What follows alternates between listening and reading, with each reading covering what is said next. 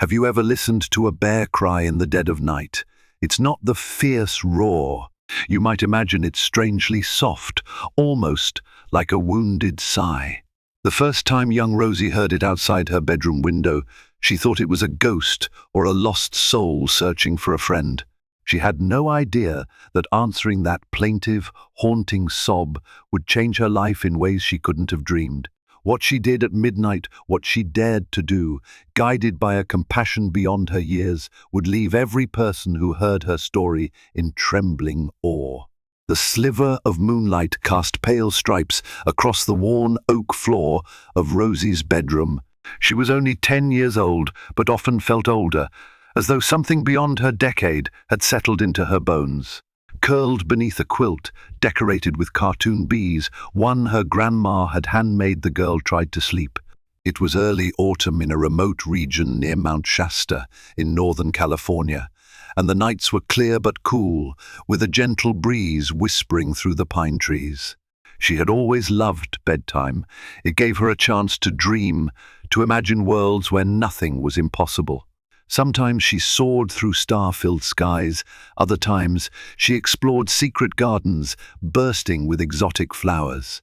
Lately, though, her dreams had been haunted by a gentle presence she couldn't name. The night before, she had dreamed of something big and sad just on the other side of her window, waiting and wanting.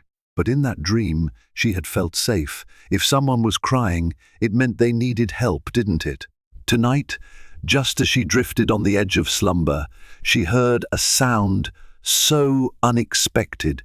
She bolted upright, a whine long, hollow and low, like an animal in distress. Her heart slammed against her ribcage.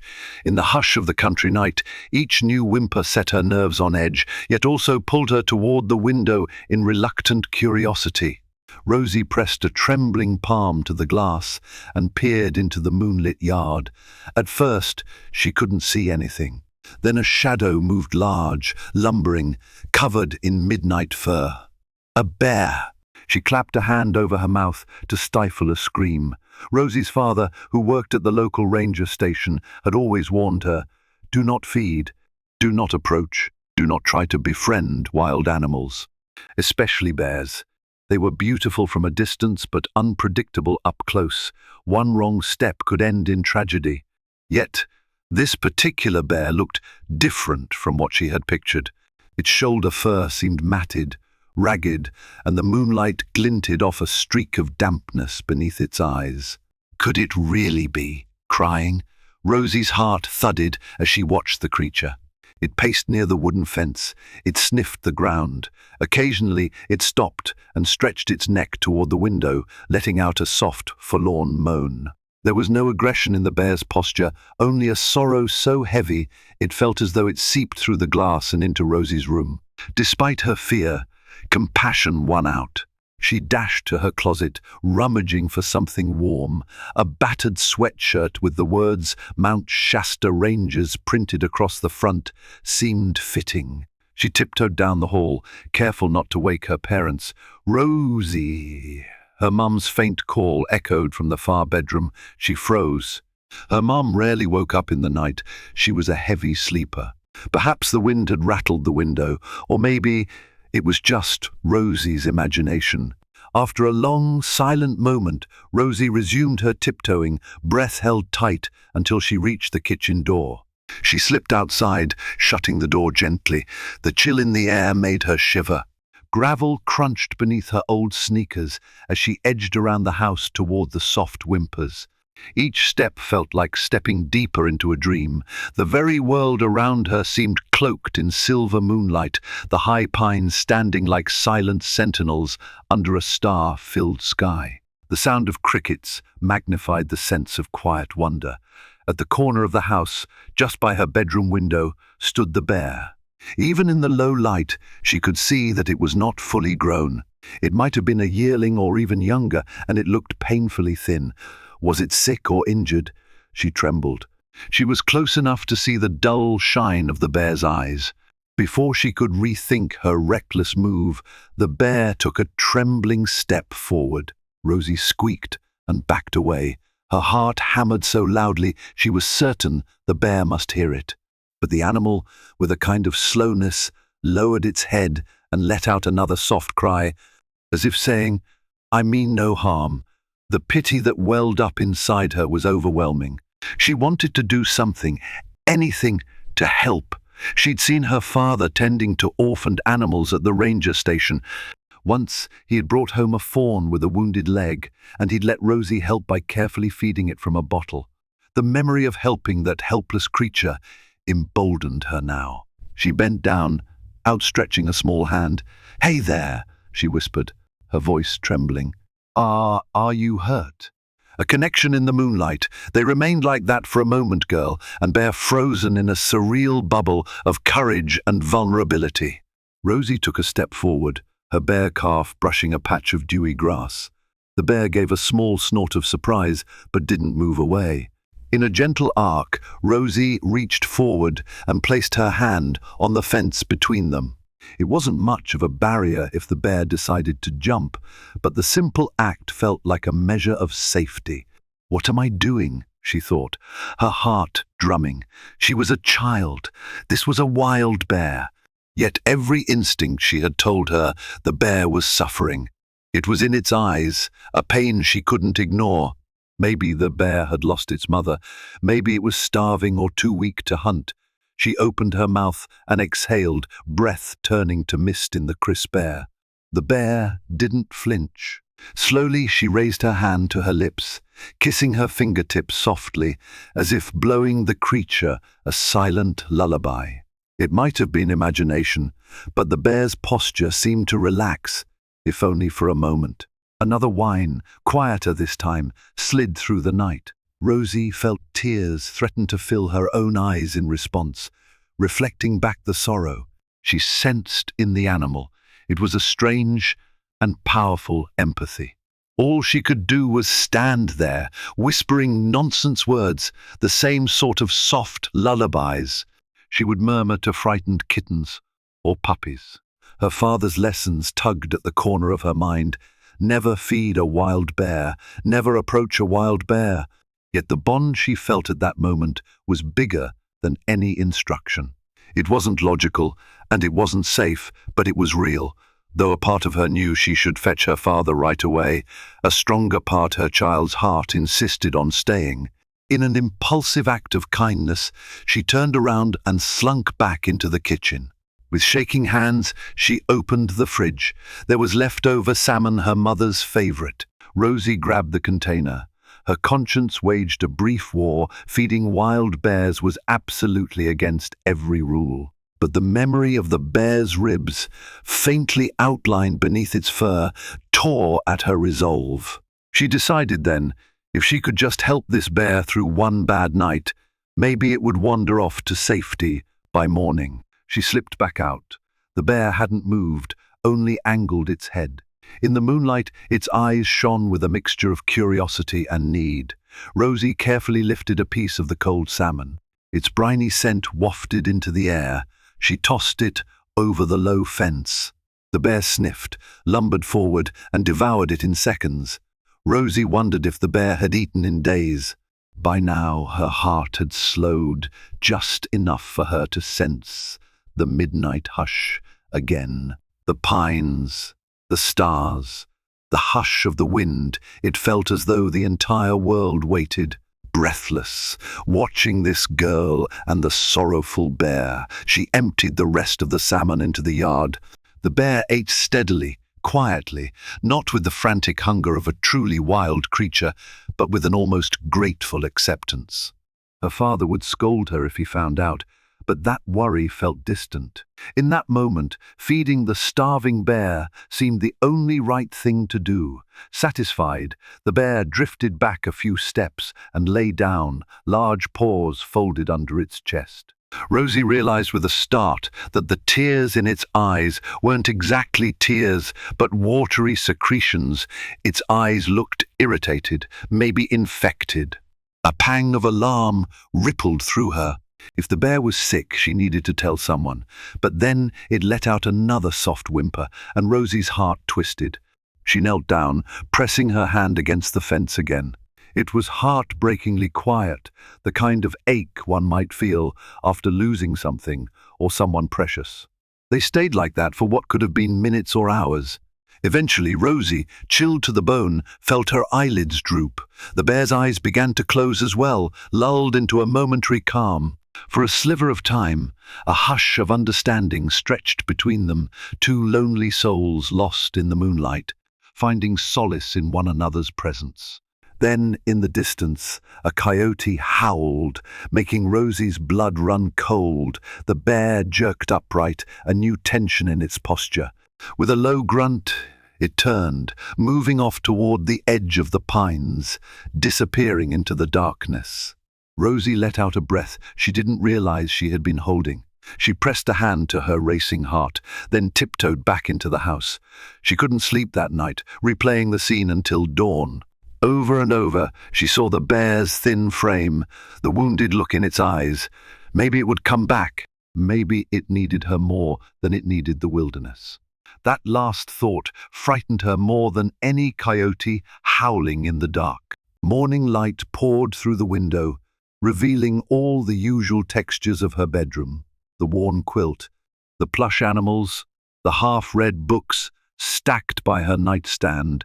It felt surreal, as though the events of the night were a dream, but the memory stayed with her. She sensed the emotional weight in her chest. She dressed quickly, pulling on a pair of jeans and a flannel shirt. She found her father in the kitchen, sipping coffee with a furrowed brow. "Morning, Dad," she said with a forced brightness, hoping her face didn't betray her midnight excursion. "Morning, kiddo."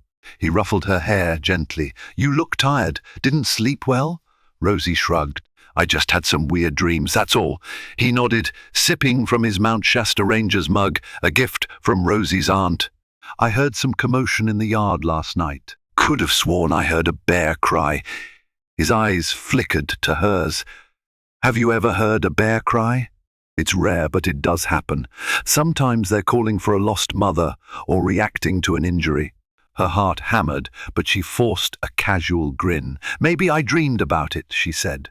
"Could have been a dog or something." He frowned a little but said nothing more. Rosie exhaled, feeling like she had gotten away with something, though the guilt weighed heavy. She wanted so badly to confide in him, to tell him about the heartbreak in that bear's eyes. But she was afraid he would be furious she had fed it, that he would call the wildlife service and have them chase the bear away, or worse, put it down if it was deemed dangerous. And despite everything, the thought of that gentle creature being harmed made her want to cry. Days passed. Rosie found her thoughts consumed by the bear. She had begun leaving scraps of fish or leftover meat out by the fence each night. She hadn't seen it return, no glimpses of shadowy fur, no haunting whines. Yet the leftover food always disappeared by morning, which gave her hope. She waited in her room long after midnight on the third night, straining to hear any sign of the animal. Sometimes the wind mimicked the sound of a mournful cry, and she would jolt, heart pounding. But it was only the sighing of the trees. Eventually, she would fall asleep, exhausted by an obsession she couldn't entirely explain. Her father noticed how she hovered by windows, or how she seemed to scan the forest edge whenever they drove to town. He gave her questioning looks but didn't pry, maybe suspecting some personal project or daydream. After all, Rosie had always been the imaginative child, the one who wrote poems in battered notebooks and made up elaborate stories about fairies in the backyard. If he knew the truth, that she was quietly luring a wild bear to the house, he'd be horrified. After nearly a week, she began to fear the bear was gone for good. Perhaps it had ventured deeper into the forest. Perhaps it had succumbed to its illness or found another yard to explore. The uncertainty gnawed at her. It felt like losing a new friend before they'd had a chance to truly connect. Then, late one night, the cry came again. It was louder than before, tinged with urgency. Rosie jumped up so fast she nearly knocked over a lamp. She pressed her face to the window, scanning the moonlit yard. Nothing at first. until she squinted toward the corner where the fence met the towering pines. There, the bear waited. She rushed outside, forgetting to throw on a jacket. The chill of the night bit into her skin, but she hardly noticed. The bear was close to the fence, making faint, agitated sounds. Rosie's eyes widened. Had it grown thinner? Was that possible? She saw now, in the faint glow of the porch light, that some of its fur had begun to fall out in patches. It looked ill. A wave of helplessness engulfed her. She slowly approached. Her throat felt thick with fear and sorrow. "Hey," she whispered. "You're back." The bear lifted its muzzle, inhaled the scent of her. Rosie noticed how it panted, as though it had walked a long distance without rest. She reached into her pocket. She'd snuck out half a grilled chicken breast from dinner, something she'd stashed aside just in case. Carefully, she stretched out her hand and tossed it beyond the fence. The bear devoured it in seconds. Her mind churned. She had to do more than this. Just feeding it scraps wasn't enough. "You need help," she said, tears pricking at her eyes. "I wish I could heal you." As though understanding, the bear let out a noise, half whine, half grunt. Rosie yearned to leap over the fence and cradle it, but she knew that was impossible. It was too dangerous. Even if it was weak, it was still a wild animal. Yet the bond she felt was undeniable. Something inside her insisted that they belonged together, if only for this moment in time. She stood there in the cold for over an hour, tears slipping down her cheeks as she watched the bear slump to the ground, exhaustion evident in its every breath. She didn't dare approach too close. At intervals, she whispered soft words, like reading a lullaby to a wounded friend. The night sky shimmered overhead, countless stars illuminating the heartbreak unfolding below. Finally, the bear rose, swaying a bit, and lumbered off toward the forest. Rosie stared after it, dread coiling in her stomach. She had seen desperation before, in the eyes of abandoned kittens or stray dogs. This was worse. She felt the raw ache of the wilderness, claiming something precious that might not survive another night. In the following days, Rosie was a bundle of restless energy. She tried to gather more information. She found a dusty wildlife guidebook in her father's study, titled Living with Black Bears of Northern California by Dr. Rebecca Chilton, a real researcher who had studied local bear populations near Mount Shasta. She flipped through pages filled with pictures of healthy, robust bears and a few that looked scrawny or had mange. She tried to match symptoms, suspecting that the bear in her yard might be suffering from some sort of infection or parasites. The book insisted that any injured or ill bear should be reported to local wildlife authorities. That was the responsible thing to do. But her heart clenched every time she imagined uniformed rangers arriving with guns and tranquilizers. The bear was so fragile. If they decided it posed a risk to humans, they might put it down. The thought haunted her. Yet, was it fair to let the bear suffer? She noticed the shortness of its breath, the patches of missing fur, the watery eyes that suggested infection. It needed real care. She wasn't a vet or even an adult. Rosie was just a 10-year-old with a giant heart and a secret. One afternoon, she tried to talk hypothetically with her father. "Dad, if a bear was sick, really sick, what would happen to it?" He looked at her over a cup of tea. "We'd do our best to help it, kiddo. We usually tranquilize it, check it for disease, treat it if possible. If it can't survive in the wild, we'll send it to a rehabilitation center. But let's hope that never happens near us." Her eyes lit up. "A rehab center? Like they'd help it get better?" He nodded. "Sure. They'd treat any injuries, feed it until it's ready to go back to the wild. Usually it works out, but in some cases he trailed off, and she knew what he left unsaid. Sometimes, no matter what humans do, nature has a different plan." After that conversation, Rosie's mind wrestled with the knowledge that maybe, just maybe, telling her father the truth was the only way to save the bear. But that would mean admitting she'd fed a wild animal, a direct violation of all his warnings. Would he be furious? Would he even believe the bear was gentle? The heartbreak came to a head on a moonlit evening that began like any other. Rosie's parents had gone to bed early. The house was enveloped in a hush of slumber. She sat at her desk, finishing a crayon drawing of the bear, as she imagined it healthy, fur glossy, and eyes shining with hope. A childish scrawl at the bottom read, "Get well soon." Just as she was adding the final touches, a familiar whine reached her ears. She jumped up so fast her chair tipped over. Gripping the drawing, she rushed to the window. The bear was back, standing on shaky legs by the fence, panting in the crisp night air.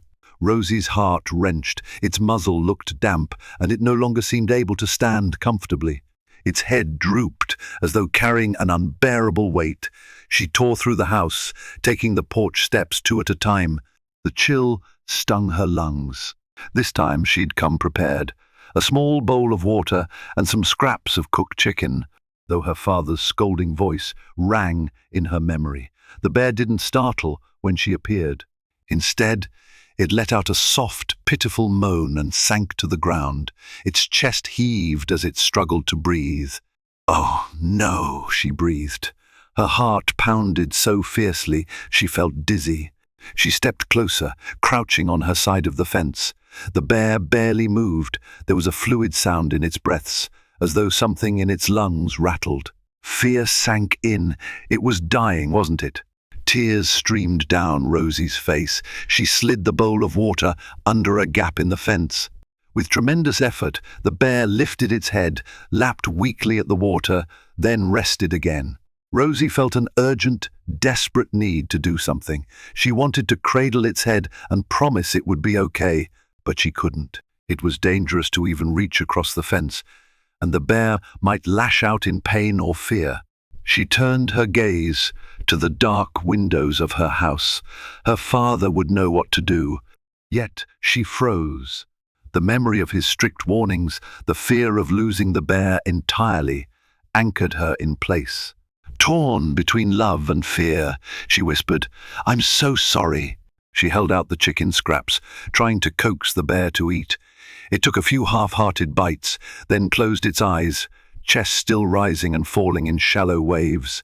Moonlight silvered the tears on Rosie's cheeks. She realized she might be watching the last breaths of this creature she had grown to love from afar. The heartbreak that had been building all these nights pressed so heavily on her that she could barely breathe. If she did nothing, the bear might slip away before dawn. If she woke her father and told him the truth, there might be a chance. She clasped her hands together, trying to summon courage. Everything inside her rebelled against letting the bear die alone. She inhaled sharply, steeling herself. Before she could change her mind, she dashed into the house, her heart a wild drumbeat. She burst into her parents' room. Her father blinked awake, startled. Her mother stirred. Rosie's words tumbled out in a tear-choked rush. "Dad, it's the bear. It's hurt, really hurt outside. It's dying. I've been feeding it, and I'm sorry, but you have to help it." Her father lurched upright. "You wait, what? A bear? Here?" Her mother sat up too, confusion etched on her face. "Rosie, slow down. What's going on?" Rosie took a breath that shuddered through her. "I'm so sorry, Dad. It came to my window a couple of weeks ago. It was crying. I fed it a few times. I know I shouldn't have, but it was so skinny. It's outside now, and it's in pain. Please, help." Her father's face went pale. He threw off the covers, pulling on the clothes he'd left by the nightstand. "Stay here," he commanded, voice tight with worry and fear. "Don't you dare go back outside." But Rosie followed him anyway, tears streaming down her cheeks. Her mother flipped on a hallway light, rummaging for a phone. "I'll call the Wildlife Rescue Center," she said, voice trembling. Her father grabbed a flashlight and stepped onto the porch. The beam cut through the darkness, illuminating the fence line. The bear lay there, barely moving. "Oh, God," he muttered. He cast Rosie a sharp glance over his shoulder. Anger, fear, and heartbreak warred on his face. "Rosie, get inside right now." His tone was firm. She retreated a few steps but couldn't tear her eyes away from the scene. Her father approached the bear slowly, keeping the flashlight trained on it. Even from a distance, Rosie could see the bear's labored breathing. After a tense moment, her father stepped back, signaling for Rosie's mother. She approached with her phone pressed to her ear, explaining the situation to whoever was on the other end of the line. Rosie felt her stomach twist. This was it. Would they put the bear down or save it? Time dragged agonizingly. Finally, her mother hung up. "They're sending someone," she murmured, voice thick with emotion. "They said we need to keep our distance and just make sure the bear doesn't wander off." Rosie's father turned to her, eyes furious yet dripping concern. "We're going to talk about this later," he said, voice trembling. But there was an unspoken acceptance in his tone. What was done was done. Right now, the bear's life was at stake. The rescue arrived in the form of 2 wildlife officials, armed with a tranquilizer gun and medical kits. They were kind but focused, speaking in low, calm voices. They confirmed the bear was severely underweight, likely suffering from a parasitic infection and possibly pneumonia. Rosie stood by the porch, tears drying on her cheeks as she watched them dart the bear with a tranquilizer. It let out a sad moan that seared into her heart. "This is a female yearling, probably lost her mother," one of the officials told her father. "She might survive if we can get her to the rehab center. We'll do our best." They transferred the unconscious bear onto a makeshift stretcher. Even in that limp state, Rosie could see the pitifully visible ribs and patchy fur. As they carried the bear toward their truck, Rosie couldn't hold back anymore. She darted forward, ignoring her father's protests. She just wanted to be close for 1 second, to silently say goodbye. She found herself standing by the open truck bed, tears threatening to spill again. One of the officials, a woman with kind eyes, paused. "Sweetheart, you can't get too close." Is she going to make it?" Rosie asked, voice trembling. The woman knelt, careful to keep her body between Rosie and the unconscious bear. "We'll try very hard," she said gently. "Bears are resilient creatures. With proper medication and nourishment, there's a good chance." Rosie nodded. She felt a strange mixture of relief and dread. "Thank you," she whispered. "I'm sorry if I messed up by feeding her." The official sighed. "I understand you wanted to help, but for future reference, wild animals should stay wild, honey. Feeding them can cause bigger problems, but for now, you did the right thing calling us." Then she smiled, a reassuring gesture. "I'll keep you updated through your dad." Rosie stepped back, the heartbreak of letting the bear go knotting her stomach, but also a glimmer of hope flaring in her chest. She watched as they closed the truck bed, turned on the engine, and drove away into the night. The sight of the red taillights disappearing down the dark road felt like the end of one chapter in her life and the uncertain beginning of another. The aftermath was tense. Her father barely spoke for a day, too shaken by the near disaster. Rosie spent those hours hiding in her room, hugging her knees, replaying her choices. When her father finally sat her down, she steeled herself for furious reprimands. To her surprise, he spoke softly. "You scared me. I'm angry you broke my rules. But I also know you did it because you care." Rosie stared at her hands. "I'm sorry, Dad. She looked so sad. I couldn't leave her." He exhaled, looking both exasperated and touched. "I get it. You've always been the caring one. But next time, come to me right away. Wild animals can be dangerous. More than that, they can carry diseases. We have to protect them as much as ourselves. Understand?" She nodded, tears slipping free. "I promise, no more secrets." He pulled her into a hug. For a moment, they both breathed in relief, though the memory of the bear's sorrowful eyes remained a shadow between them. Over the next couple of weeks, they waited for news. Each time the phone rang, Rosie's heart lurched, but it was always telemarketers, neighbors, or her mother's friends from the local library club. Despair threatened to creep in. Finally, on a crisp Saturday morning, the call came. Rosie's father answered, listened, then motioned for her to pick up the other line. She dashed over, hands shaking so badly she nearly dropped the receiver. "Hello?" Her voice came out small. "Hi there, is this Rosie?" It was the kind-voiced wildlife official from that night. "Yes," she said, breath tight. "I have news about your bear. We've been calling her Willow." Rosie pressed a trembling hand to her mouth. Willow. The name felt perfect, like a gentle rustling tree by the water's edge. "Is she okay?" "She's improving. She had a bad case of pneumonia and some parasites, but she's responding to treatment. We're feeding her regularly and her weight is slowly going up. She's still not out of the woods, but I'm optimistic." Rosie let out a shaky breath. Tears welled in her eyes, a mix of relief and lingering fear. "Thank you," she whispered. "Thank you so much," the official chuckled. "You can thank me by doing well in school and maybe visiting Willow once she's stable enough for it. But she's a wild bear, so we won't want her getting too used to people. She'll need to go back to the wilderness eventually." Rosie's heart soared at the idea of a visit, but she also realized this would be a bittersweet goodbye. Willow deserved to be free among the pines and star-filled nights, not cooped up in a cage. "I understand," she said softly. "I just want her to be happy." Weeks passed, and the forest fell into winter's embrace. Snow dusted the pines around Mount Shasta. Rosie's life settled into a new routine: school, chores, and quiet evenings drawing pictures of Willow or writing short notes in her diary about how she hoped the bear was growing stronger. One cold afternoon, her father approached her with a tentative smile. "Hey, kiddo, guess where we're going this weekend?" She blinked. "Where, doctor?"